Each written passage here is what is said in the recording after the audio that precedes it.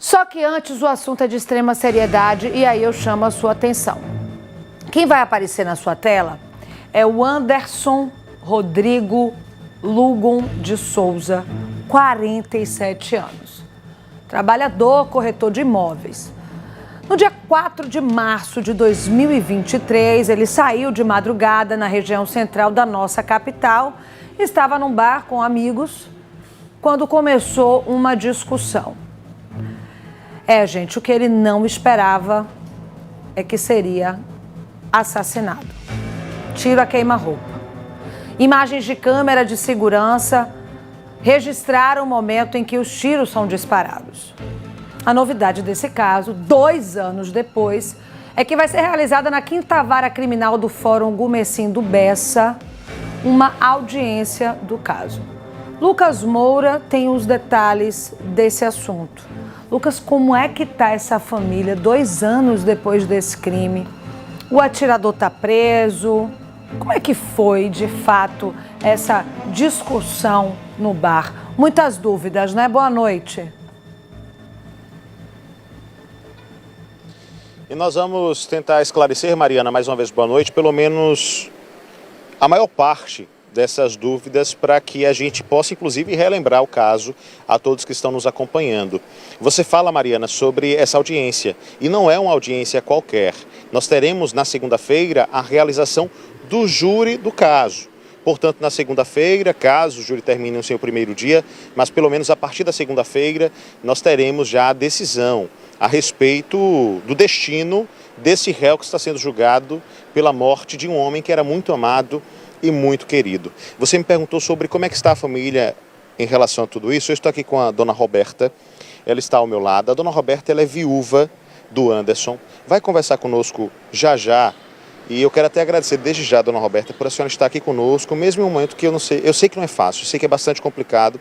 Eu vou conversar já já com a senhora, vou pedir só um pouquinho de paciência para antes ouvir as advogadas que representam os interesses da família, são advogadas da assistência de acusação dessa história. Vou conversar aqui com a Bárbara Alves, também com a Priscila Mendes, advogadas do caso, que atuam, repito, como assistentes de acusação do lado da família da vítima. Bárbara, começo conversando contigo. Mariana fez até um questionamento há pouco no estúdio, perguntando a respeito das circunstâncias do crime. Foi um crime muito horrendo, né? Ele estava de costas, tentando sair do bar quando foi atingido pelas costas. Boa noite. Boa noite, Lucas. Boa noite, Mariana. Boa noite a todos os telespectadores. Então, foi uma situação justamente, um homicídio qualificado, justamente por esse motivo fútil. Ele ia sair emboscada, né? Porque ele estava andando do bar e o réu foi andando atrás dele e cometeu esse ato de forma brusca, que a gente acredita que tenha sido uma pedra. A gente não conseguiu identificar o objeto, mas que foi um objeto contundente, que atingiu ele pelas costas. E aí ele já teria, naquele momento, houve uma discussão no bar, né? Começa aí uma discussão que aconteceu no bar. O Anderson, ele paga a conta dele. Se eu falar alguma coisa errada, você me corrija, por favor. O Anderson paga a conta dele, ele decide sair do bar e no momento em que ele está saindo a caminho do que seria um motorista de aplicativo, que ele tomaria para ir para casa, ele é atingido pelas costas. Mas não bastou o primeiro golpe nas costas e a queda dele no chão. Outros golpes vieram também. Exatamente. Outra qualificadora, né? O meio cruel, porque ele já estava no chão, ele já estava sem defesa, né? Impossibilitado de se defender e mesmo assim levou vários outros golpes. Então, assim, foi uma situação extremamente delicada, cruel e até agora o réu se encontra custodiado. Ele continua preso, então? Sim, isso. Na época foi decretada preventiva e ele continua preso? Isso, ainda está. Perfeito. E aí dentro desse contexto, para eu ouvir a doutora Priscila, só para deixar claro aqui, ainda com você, rapidamente, além do crime de homicídio qualificado, ele responderá no júri também pelo crime de fraude processual? Exatamente, fraude processual, porque no instante que aconteceu tudo, ele ainda levou o celular da vítima e quando ele foi intimado pela DHPP, né, pela questão para ele ir à delegacia, ele vendeu a moto que ele estava. Ou seja, ele tentou de alguma forma esconder ali provas que o ligariam ao crime. Deixa eu conversar com a doutora Priscila também, pedir para vocês duas trocarem de lugar. Priscila, falar um pouquinho sobre essa história, porque então ele tentou fraudar o processo. Por conta disso, o crime também de fraude processual. Mas ele não logrou êxito, né? Vai responder pelos 2 crimes. Exatamente. Boa noite, Mariana. Boa noite, Lucas e todos os ouvintes. Como a doutora Bárbara acabou de falar, foi realmente um crime bárbaro e que não teve um motivo, uma motivação que trouxesse aquele resultado. Nós ficamos abismados ao acompanhar a doutora Bárbara mais incisiva no inquérito, quando observamos como toda a cena aconteceu.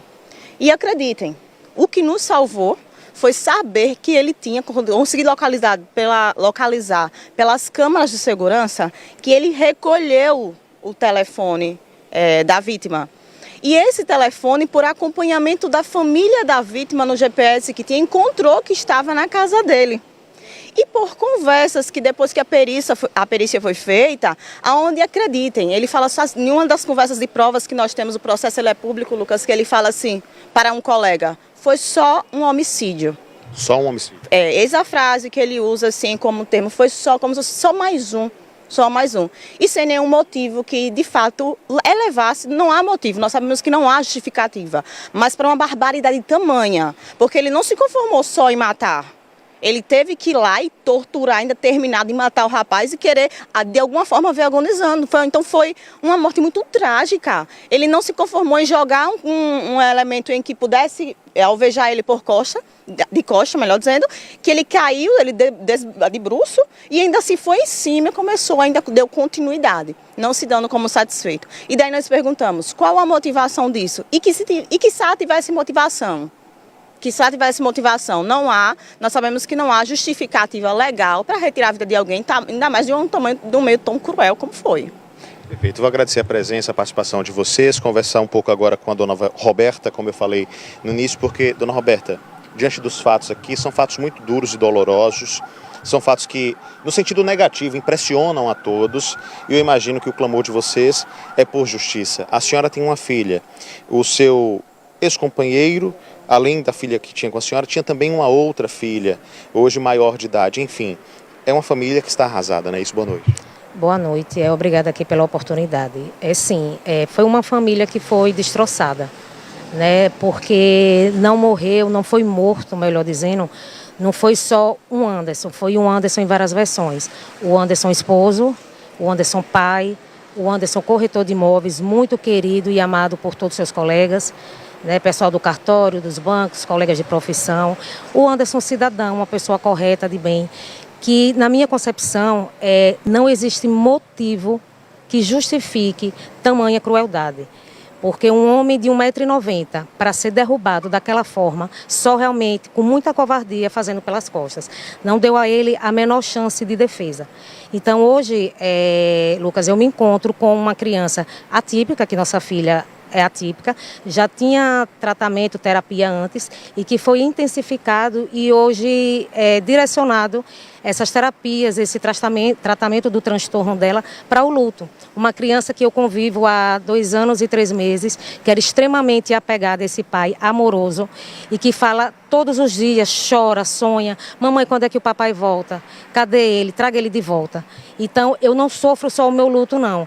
Eu sofro o luto pela minha filha, que ainda não tem idade nem entendimento, pela família dele, o pai, que já é uma pessoa de bastante idade, as irmãs, que eu estou aqui representando, que ele era de fora.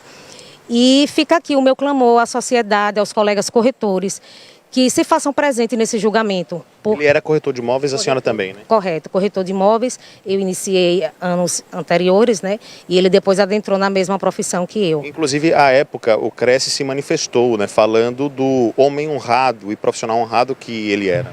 Isso mesmo, Lucas.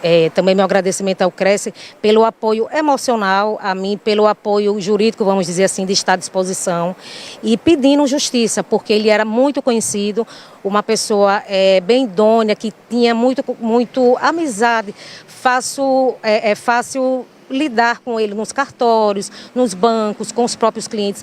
Eu recebi diversas mensagens dos clientes dele que estavam em atendimento na época, dizendo que não acreditava que tinha sido ele e que sentia muito, né? Então isso nos mexe, porque ele não foi, como eu digo, não foi só um pai e um esposo que foi tirado, foi um cidadão e um trabalhador.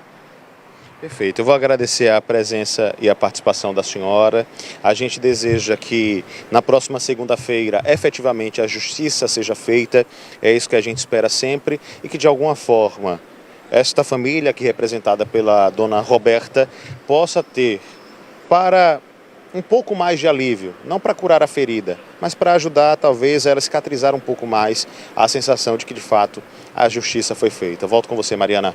Muito obrigada, viu, Lucas, pelas informações. Vou lembrar para vocês agora os nossos canais de denúncia. 79996520105. A gente quer saber qual o seu problema. Pode ser algo relacionado à infraestrutura, insegurança, o que quer que seja. Pedido sempre que, se tiver como mandar vídeo, manda vídeo para a gente. Mais de um número para contato. Isso facilita na hora da nossa produção fazer a apuração. Se for algo de cunho extremamente pessoal, se você quiser falar diretamente comigo, muitas vezes em casos de crimes sexuais, você se sentem mais confortáveis de falar comigo, você pode falar comigo através do meu Instagram, que é o Mari Sena.